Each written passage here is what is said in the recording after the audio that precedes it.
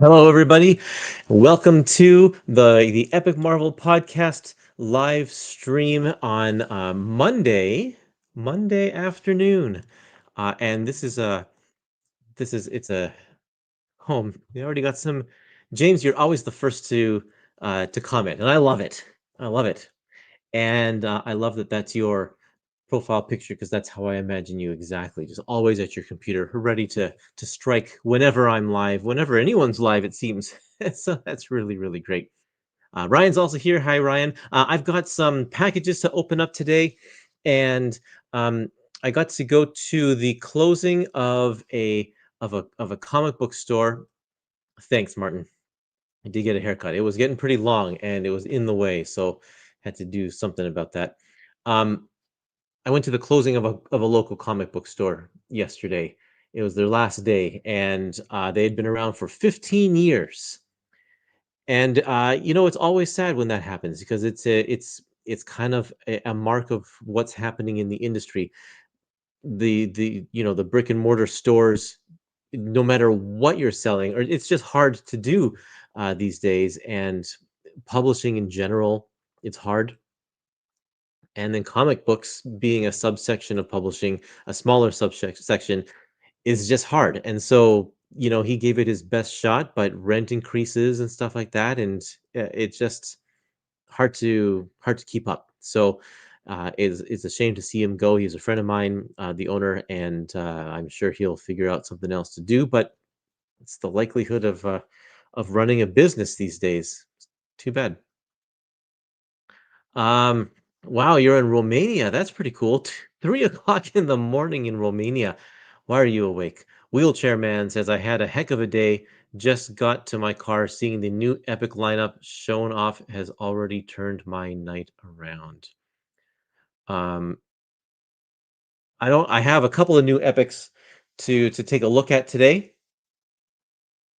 I know some of you are going to ask, when is the next Epic Collection announcements? Well, we're still waiting on some info from Marvel, but hopefully it should be sometime in the next couple of weeks because that catalog is going to come out very soon. So Marvel's going to have to uh, get get all of that information together anyway for that catalog, the solicit, the Edwise catalog to come out. So they're gonna filter that down to our end at some point, and hopefully it's really soon. I know Omar has some of the information already, but not all of it. So we want to make sure that we have as complete of a package to present to all of you as soon as we can.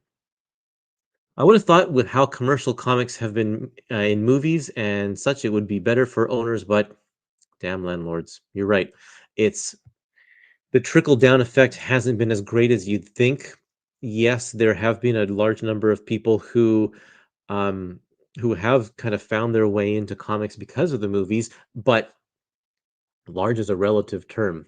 It's not enough to rejuvenate the industry or to save stores, and especially with the rising costs of paper and shipping and everything and rent and like everything's just getting more expensive, and the economy is not keeping up. So, um, what do we have here today? Actually, before I get into the packages, I want to show you a package that I got earlier this week that I couldn't wait to open up on the live stream. I just had to open it up um, right away because I really wanted to see it. And that's this book here, Atlas Comics Library number 4, War Comics Volume 1. It's kind of funny how they are Volume 4, Volume 1. Um, how do you file these on your shelf if you're going to have multiple volumes of War, but then they're also individually numbered? But anyway, this is a series that Fantagraphics has been putting out called the Atlas Comics Library. Atlas, of course, is the name that Marvel had before they were Marvel. They existed as Atlas Comics, and they did a ton of stuff. This is like during the 50s and 60s, and and a lot of this stuff has just hasn't been seen. It doesn't get reprinted very often or at all. And Marvel has no interest in this style of stuff. The only kind of Atlas Comics or earlier any that kind of stuff, anything that they're interested is the superhero stuff. Anything that's war or romance or comedy, don't really care. So Fantagraphics reached out to Marvel and said, hey, you don't care about these comics, but we would like to publish them. Can we do it? And so Marvel, they entered into a licensing agreement, and now they have 4 volumes with a few more on the schedule of the stuff that Marvel is not going to publish. So this is War Comics. What's inside? Oops, that's my receipt. What's inside is let's see here. War Comics 1 through 8. It's the first 8 issues of War Comics by a bunch of like Silver Age, Golden Age, Silver Age artists that you may or may not know. Russ Heath, um, Norman Steinberg, Joe Maneely, Sol Brodsky. Um, let's see. Yeah, a lot of these names I don't even know. Gene Colan does some stuff in here. Very early Gene Colan artwork. Um, but let's take a look inside. Great introductory essays as always, uh, by Michael. I have to get his pronounce his name correctly. Let's see if I Michael Vasallo. Michael Vasallo. He is like the expert on Atlas era Marvel comics, and so he's the guy that has spearheaded this. And I think all of these are scanned from his own personal collection.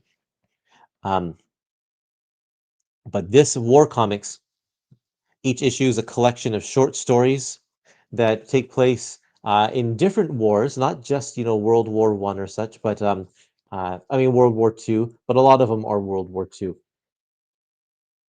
and different writers and different artists on each of these issues, each of these stories, and they put some of the old ads as well.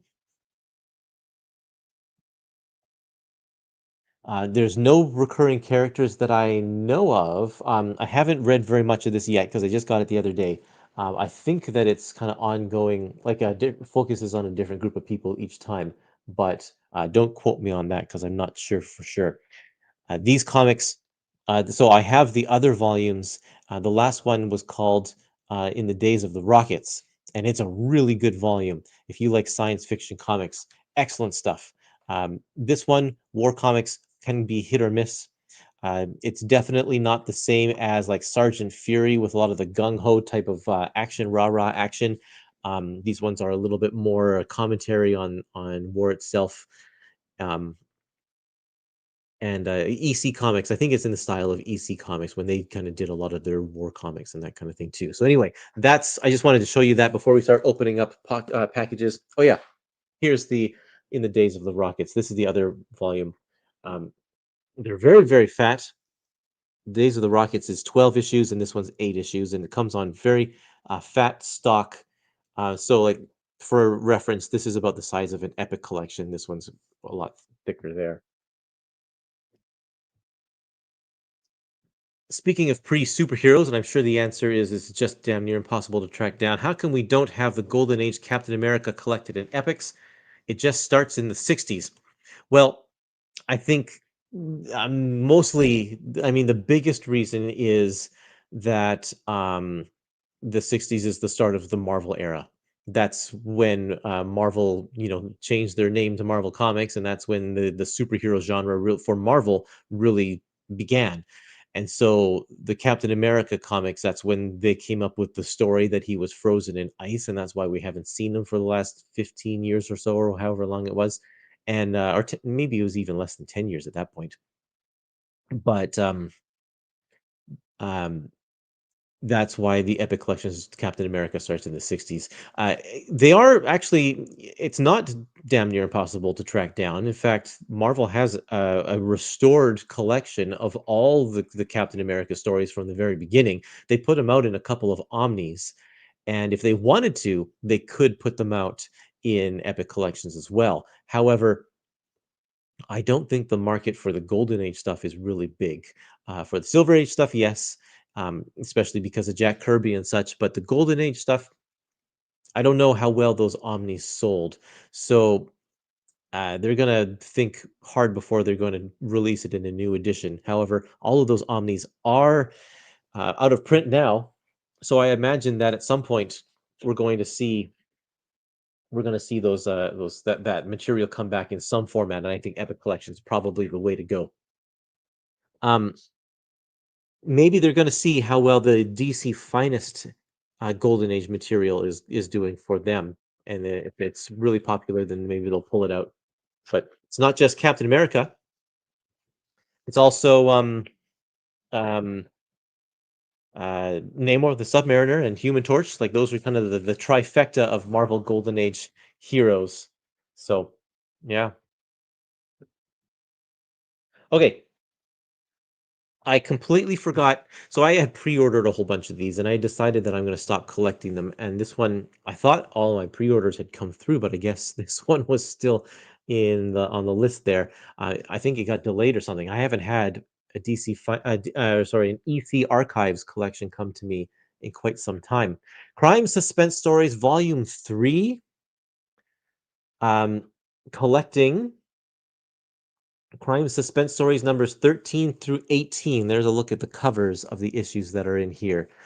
Each this is a magazine, an old magazine style collection, and each of these stories had several short stories, all having to do with crime, uh, sort of mysteries, a lot of murder and that kind of stuff. Doesn't dip into the supernatural, doesn't dip into the like the science fiction or anything in these ones. It's strictly crime suspense stories.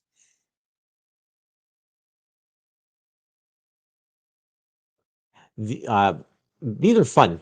I think that there are volumes after volumes. I think I've probably got like 20 volumes of this stuff now, and it gets a little repetitive.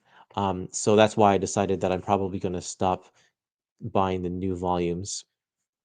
And but they're still fine. If you can pick up any one of these random volumes, and they are just excellent short stories with really fun artwork. It looks like a lot of writing, but it has this really classic noir kind of dialogue to it, and it is really really nice. So I'm sure I'll enjoy this one too, even though I wasn't expecting it.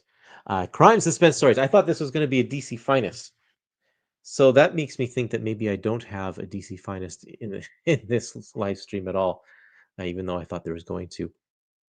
Um, Steve says, I just got the Al Williamson Atlas collection from Fantagraphics. It came out last week. Yeah, so alongside these collections, Fantagraphics is also doing their version of artist editions, which are not original art scans, but they are still oversized collections, even bigger than these ones, featuring one artist at a time, like one volume devoted to one artist. So there's an Al Williamson volume, and then there's a Joe Maneely volume that came out before that.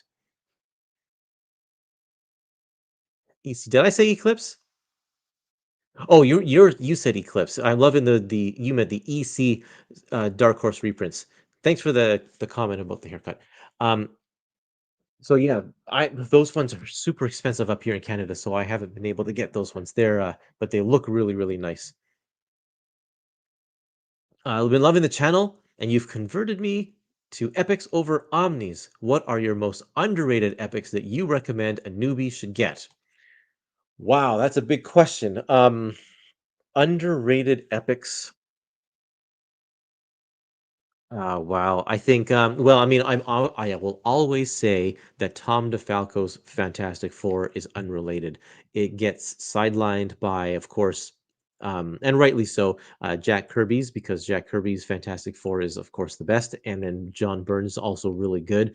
And Walt Simonson, maybe I'm not as huge a fan of that run, but it's still really good. But DeFalco and Paul Ryan doing Fantastic Four in the early to mid 90s is just great, and it's totally underrated. I love it. Same with Silver Surfer by Steve Englehart. That one I feel is underrated as well. I really like that stuff. The early Punisher stuff is really good. So there are some suggestions for you if you want.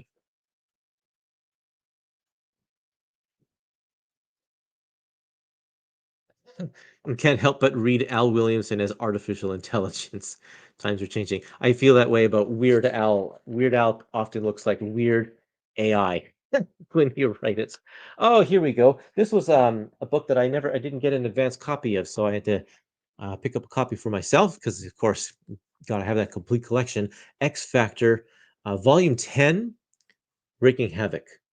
This is 90s, 1995 to 1997. So this is the post Age of Apocalypse era X Factor. Havoc is leading the team along with Polaris, Mystique, Wild Child, Forge, and a few others, I think.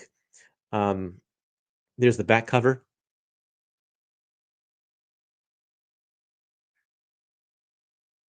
We have the volume before this, volume 9, which is called, see if I can remember. I don't remember.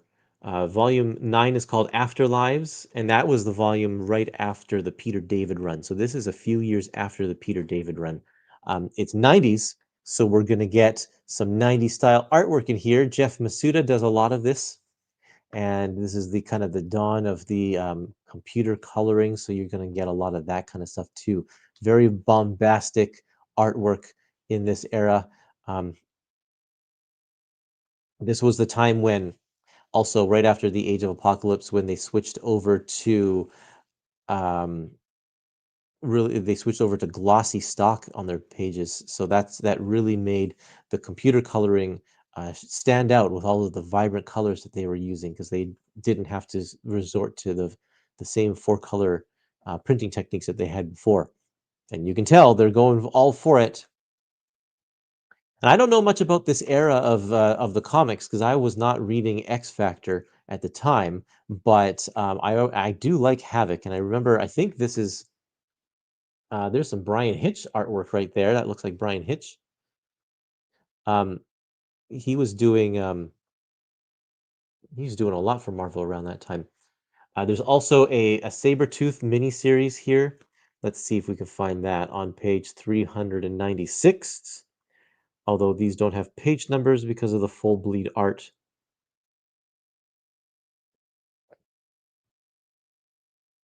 That's X Factor. That's not the miniseries.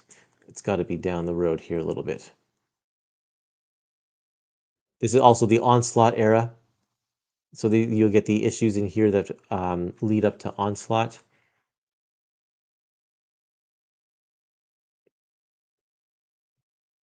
Right up here in the Onslaught update. Oh, Heroes Reborn update. Yep. And this was right at the time when X Factor was going through a little transition because their sales weren't very good. There's the Sabretooth and Mystique miniseries. Of course, both of them. I think Sabretooth was on the team as well, right? Shard and all of them. It was a lot going on. But their sales were dropping. X Factor's sales were dropping, so they were going to shake things up. There's a nice pinup, a Mystique pinup by Steve Epting. Steve Epting of Avengers and Captain America fame. Let's see if what's the last issue we have here. I can't remember if this is the end of the series or not. There might be one more volume after this. I think there is. I think there's one more volume, and then after that, it gets canceled and rebranded as a book called Mutant X, where Havoc gets punted over to an alternate reality where he joins a team of X-Men that aren't the same. These are the bonus features. We have some Marvel Vision stuff. Marvel Vision was kind of the hype magazine for Marvel at the time, trying to compete with Wizard. There's some artwork, some sketches, an interview with Jeff Matsuda, and a pinup from the swimsuit magazine. Um, okay, yes, it said everybody's telling me it goes up to issue 149, and so this goes up to 126. So yes, there will be another volume of this. There will be a volume 11 that finishes out that series before it jumps over to Mutant X. Mutant X has been collected entirely in a complete collection in 2 volumes, and then that got canceled as well. So will they include that in the X Factor Epic Collections? Probably not. Maybe we'll get some Mutant X Epic Collections, but that seems like it's probably going to be a long shot as well. Oh, okay. How many of issues of Steve Epting drawing? That's a great question. I don't know. Um,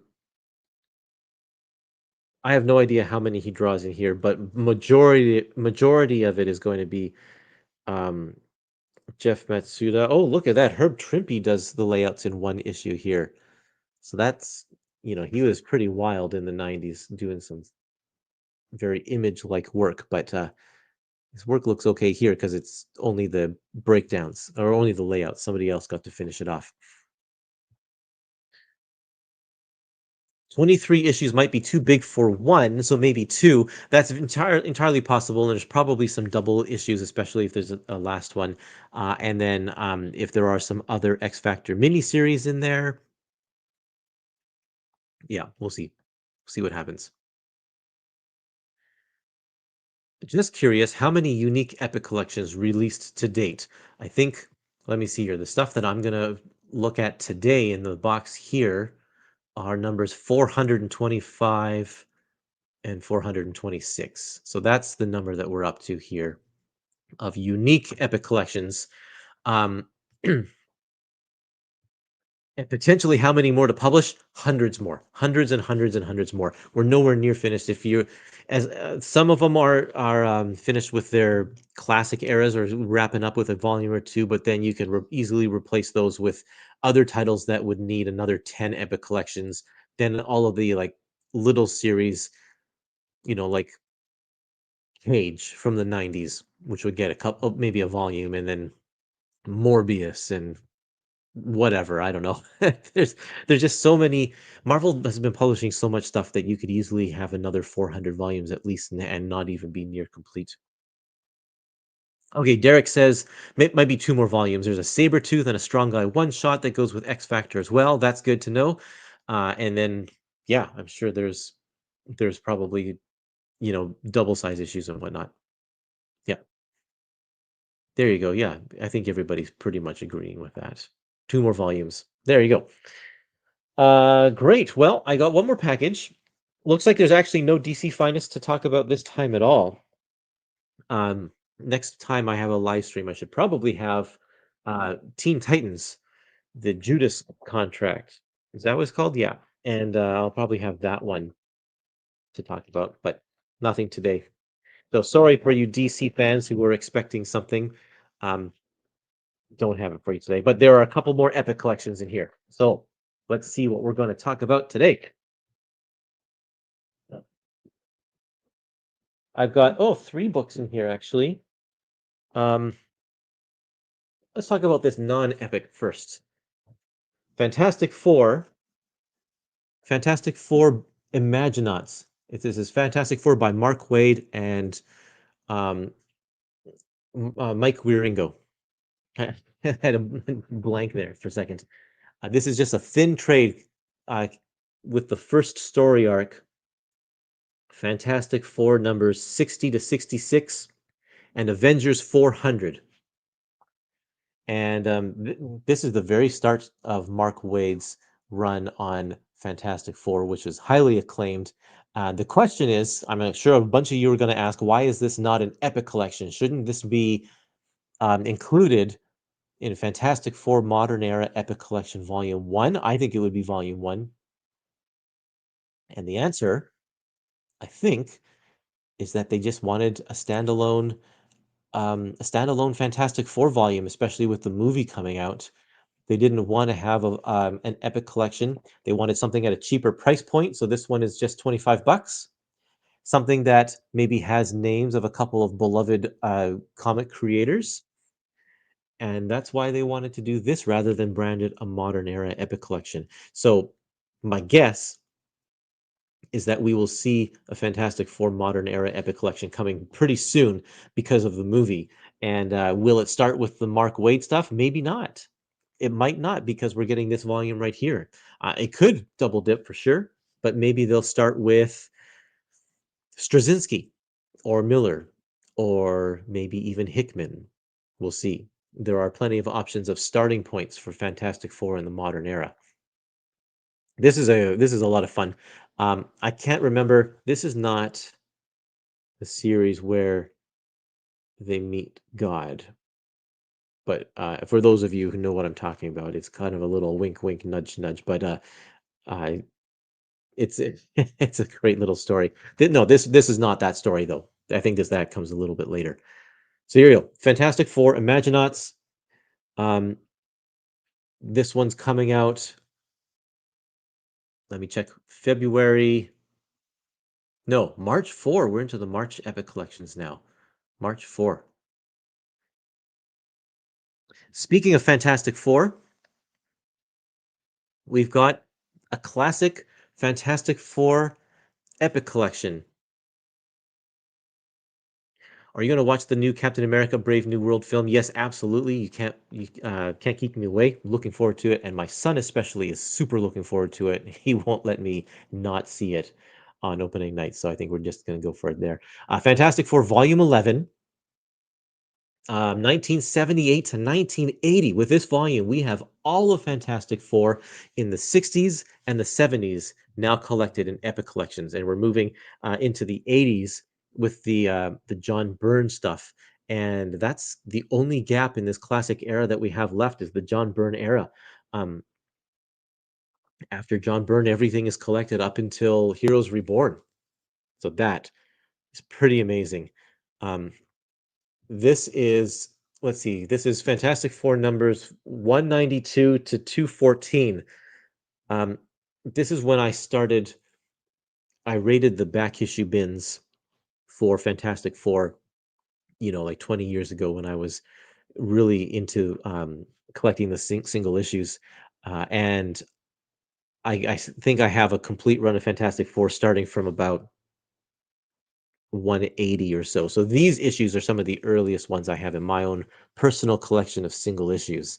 And there are some fun issues here, pretty standard for Fantastic Four. They weren't trying to be groundbreaking or do anything real different at this time. In fact, this is Marv Wolfman writing a lot of this stuff, and he tries to introduce a couple of new villains that are just kind of you know, they don't really make an impact. So he brings back a bunch of old villains, of course, so that we can see, like the Red Ghost. There's the Red Ghost there, one of those early 60s communist villains. Doctor Doom, of course, comes back. He's, I don't think there's a single volume without Doctor Doom, but that's the son of Doctor Doom. You're gonna have to read that story. I actually don't even remember. It's been years since I've read these issues. Zorba, Quasimodo, villain named Quasimodo. Okay, so this is Keith Pollard and Joe Sinnott doing the artwork. Joe Sinnott, of course, has been was an inker for Fantastic Four for many, many years, and gives a very big unified look. He's one of those inkers that has a very heavy hand, and so a lot of his own personal style bleeds over. Is that Batman? No, that's not his Immortus. Um, or yeah, Pharaoh. I can't remember. It's one of those can guys. Anyway, he's got a very heavy hand, so his own personal style kind of gets laid over top of the pencils, whether it's Sal Buscema or Keith Pollard. It kind of all looks the same, which meant that Fantastic Four, from the Jack Kirby era all the way through to John Byrne, looks very, very, very good, very consistent. It has some excellent artwork all the way through. So that's what we see here. Oh, good, a Spider-Man issue. That's great. Sal Buscema, I think, on that. Oh yeah. So the Nova had his own series in the 70s. It got canceled prematurely, and so Marv Wolfman, who was writing that series, took the opportunity to finish his storyline in Fantastic Four. So there's like a 4-issue story, I think, in this volume that is the wrap up for Nova.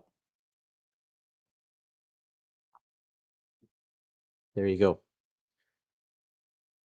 Definitely getting that FF epic. Some early Burn in here as well. Yes, that's right. uh, when before he had the title for himself, he was drawing some of it. Really looking forward to that classic FF volume.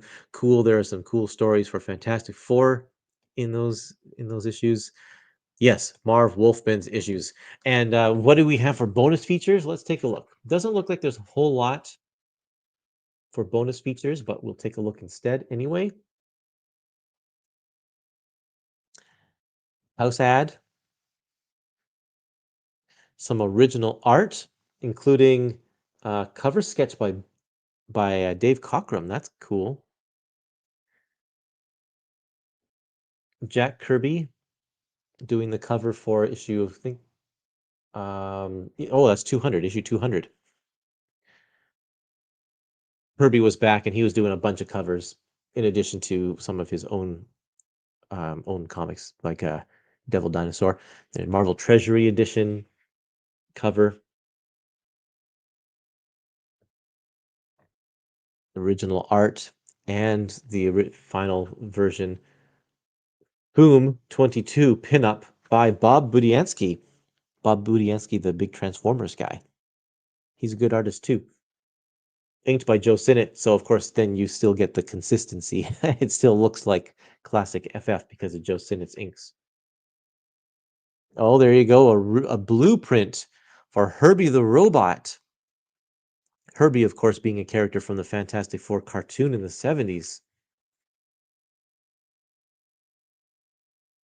There you go.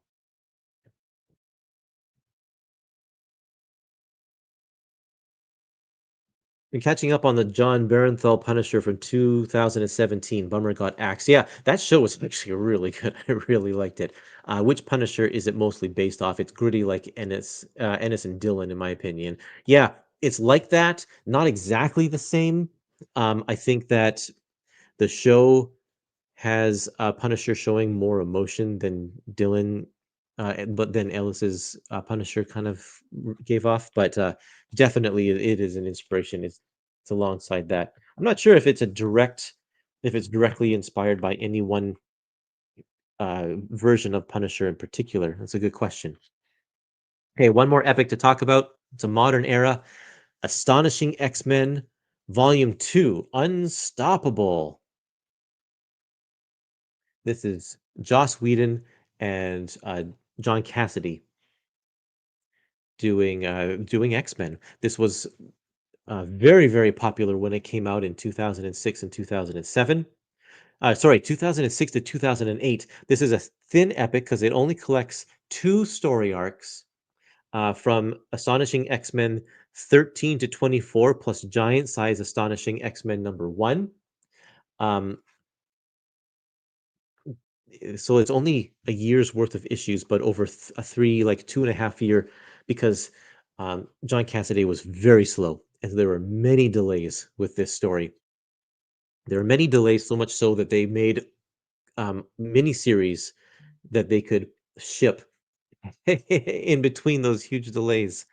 Um, and I was hoping that they would put those miniseries in these epic collections to kind of just bulk them out a bit, but they decided to just keep them exactly as they appear in the old Astonishing X-Men Ultimate collections.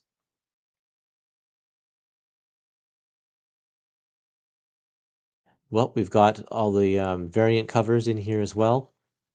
John Cassidy has a really he tries to do some more photorealistic style artwork here, and it looks really great. Definitely kind of its time. I think it had a very distinct place in the early 2000s, and kind of weird seeing comics with this style now. And of course, you wouldn't have seen it before. Cassandra Nova, if you watch the Deadpool movie, Cassandra Nova is in some of these issues here. And yeah, there's just a lot of stuff going on behind the scenes. A lot of drama, a lot of soap opera.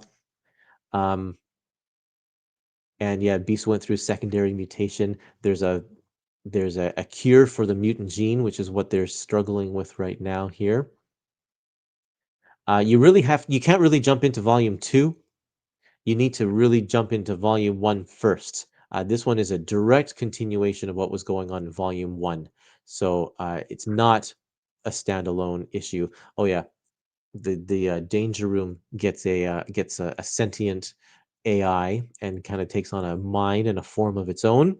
This is the big bad that you meet in the first volume. And yeah, there's a lot of stuff going on here. Um, hit that like button, guys. Thanks very much. Yeah, I appreciate that. Yes, please do hit that like button. So Steve says this is a great X-Men run, and James says this is the most overrated X-Men, one of the most overrated X-Men runs ever. The Space Bullet in the end is incredibly dumb. Yeah, so you're gonna love it or you're gonna hate it. It's definitely uh the Space Bullet was way out there, that's for sure. Um, but I'm not gonna spoil it for you folks who haven't read this yet. You got to read it to believe it. Um, but yeah, bonus features include variant covers.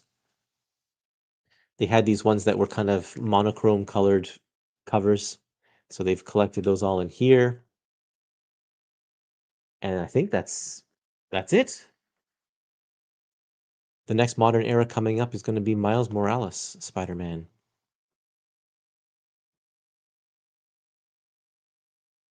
Is volume 2 just as good as the first? I would say no. I'd say that I think I like the first volume content better.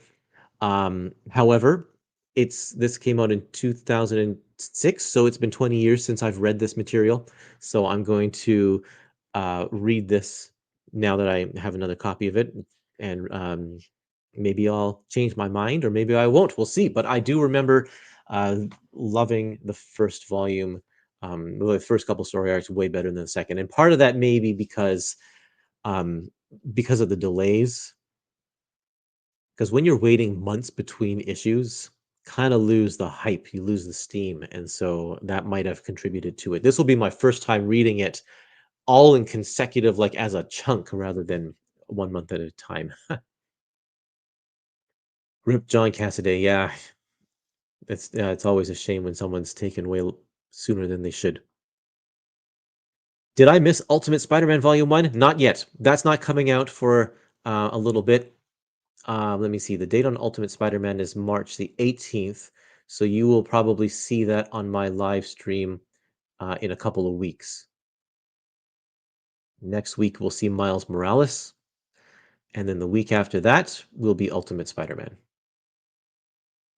So there you go. Um, for DC, would animated series be be a different world finest series? For example, Batman. Would the Batman 1993 series not include Batman Adventures? Yeah, I'm pretty sure it would be its own thing. I'm pretty sure that the Batman DC Finest is going to cobble together all of the stuff within the main continuity of DC Comics. Anything that's outside of that will be its own line. Of course, the exception there is Harley Quinn. The Harley Quinn volume that's coming out in a couple of weeks is going to have some of the Batman Adventures issues because that's kind of where her first appearance and early appearances in comics are before she was ported over to the main Marvel or the main DC continuity. So there you go. The delays really took the wind out of Astonishing X-Men sales, and he was still finishing Planetary, was he? Is that could have been why he was delayed. I don't know what the timeline is on that. I wasn't following Planetary at the time, so I don't know. But if he was trying to do, because he's just slow in general, he was slow in general. Um, but if he was doing two books at once, then no wonder he had big delays. He was a perfectionist, and his work was incredibly detailed. So it took him a long time. X-Men, good or bad? It was all good. Non-related question: X-Force after 115 becomes X-Statix. Do you believe that it'll be a new line, or is it going to continue as X-Force? Uh, that's a good question. Personally, I think that it will be its own line because of the name change, because of Ecstatics. It's a hard stop. It's a completely different book at 215 with a completely different cast of characters, even though they're calling themselves X Force. Um, I think that uh, It's hard because if Marvel's doing unbroken runs, then you kind of need to have those issues because they technically they are part of the series. But no, I think they'll stop.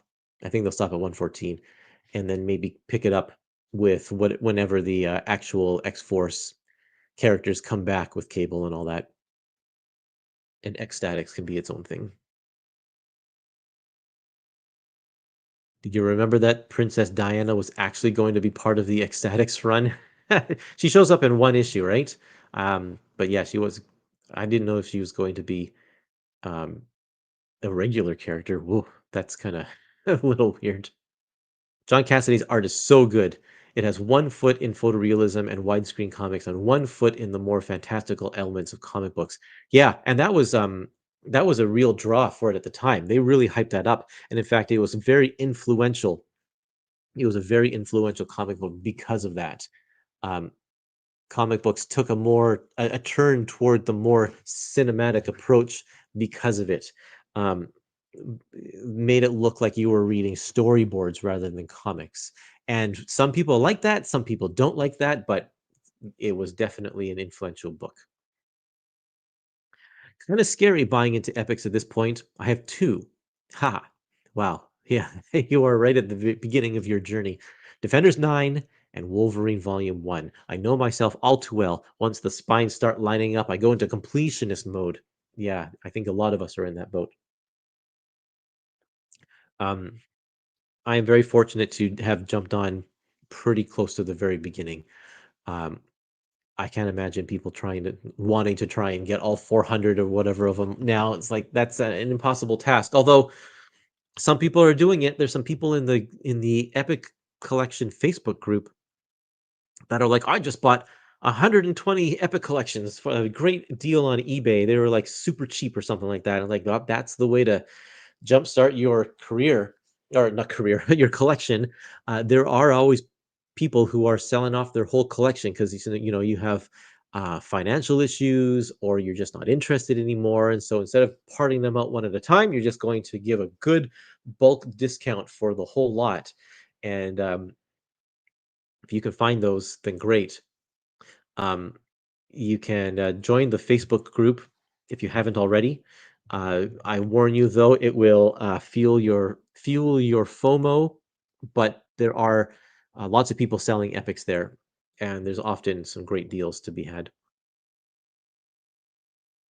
After reading X-Men Volume 10, that one's God Loves and Man Kills, I'm wondering if the next volume will have Kitty Pryde and the Wolverine mini, and if future volumes they'll include the Long Shot mini.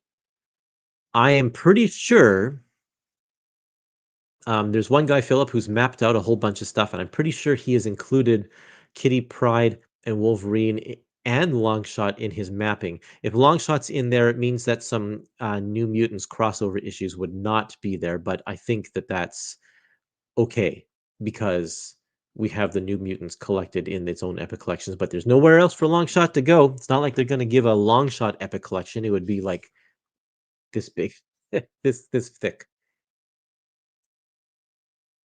Why do you think Marvel are releasing three different Spidey epics in a 2 month period instead of spreading it out over a year? I think the reason for that, it's always movie related. That the Epic Collection schedule is usually determined by it, and I think we have to keep in mind that there was supposed to be a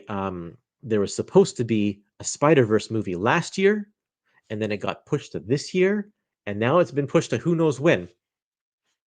So Marvel, when they make their schedules, a year in advance, they're going on their best guess as to when the movies are coming out, and unexpected delays mean that sometimes it changes. But that's why they're starting Miles Morales, but they're also just putting Spider-Man out there um, because there's a movie with Spider-Man, even if it's not Peter Parker.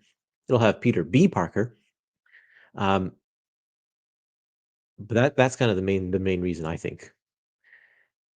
But I'm glad that they're branching out and giving us more Spider-Man, even though it's not classic Spider-Man. Also, yeah, so Sweaty Heroes also remember that as well as those three, we're also getting Miles Morales in there as well. So technically, um, 4 Spider-Man books.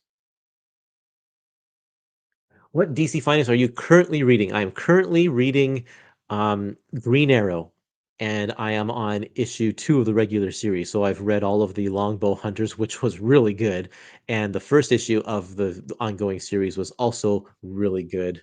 Oh, Spider Girl, you're right. That's a lot of Spider-Man. Um, I was super surprised at the maturity level of Green Arrow. It's a very mature book. A lot of mature grown up themes and a lot of violence, horrific violence, but written so well. It's a really, really, really good, good book. Oh man, Spider Gwen too. You're just remembering them all. Yeah, yeah. Um, yeah, it's a good book, and so I'm trying to get through as much of that as possible because I have a live stream coming up on Dom of X's YouTube channel, Dom of X. We have a little Friday finest feature on the last Friday of every month, which is this Friday. So we're going to be talking about DC Finest. So I've read a bunch of Aquaman. I'm trying to get through as much Green Arrow as I can, and I got to catch up on Supergirl so that we can talk about those 3 books on the live stream on Friday. Think we'll get more Star Comics epics from Marvel after Ewoks? Probably not. I find it. I think it's a minor miracle that we got Planetary and 1 volume of Top Dog. Had a 1 on the spine. There should have been a second one, but that never came, I'm guessing, because of low sales. Not surprised. I don't think many people are buying a complete collection, like a $50 collection of Top Dog.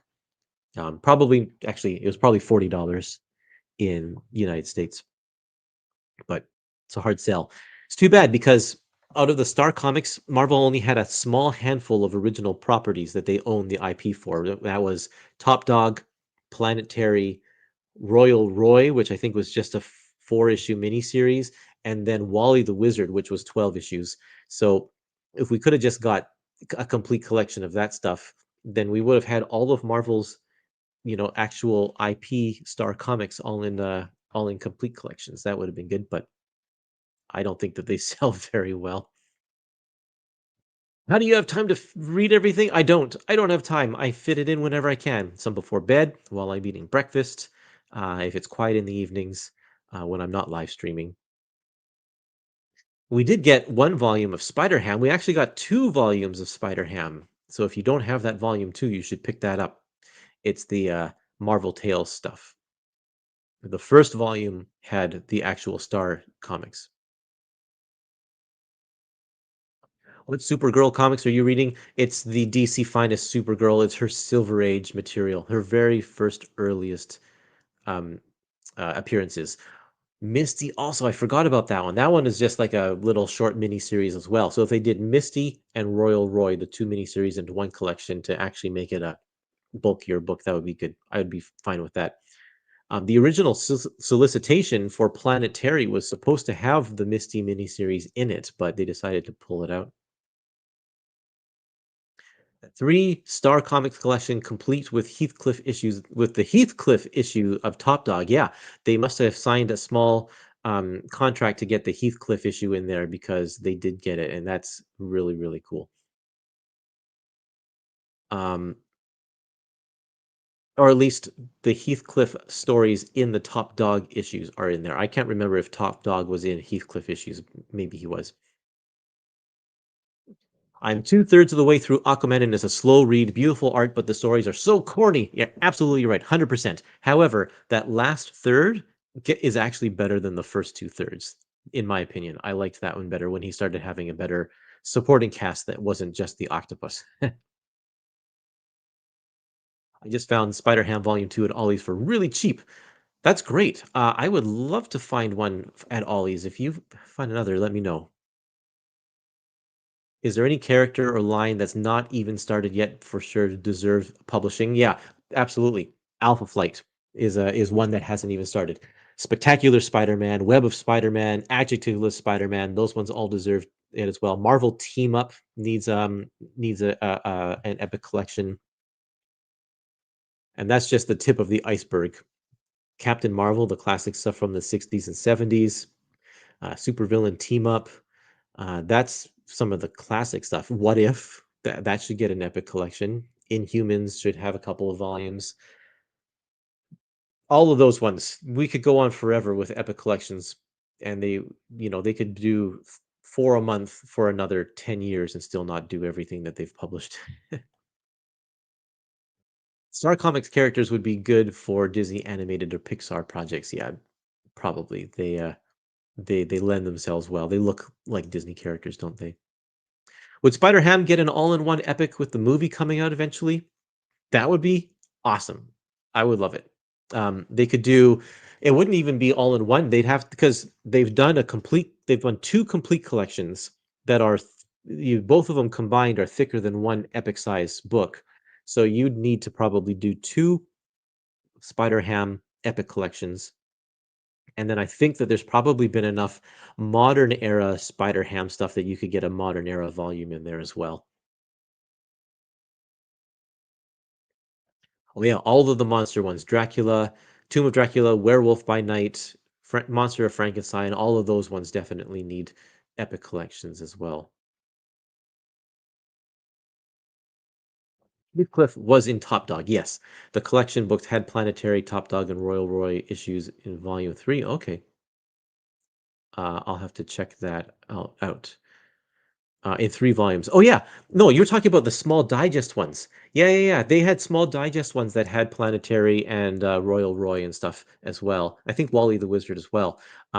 They never finished those, unfortunately. But I'm talking like they actually had comic size complete collections for Planetary and Top Dog, and that was really good.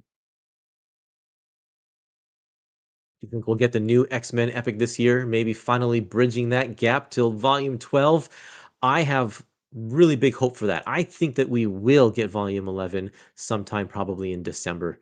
It seems to be the month that they get X-Men, that we get X-Men epics. So, yep, there you go.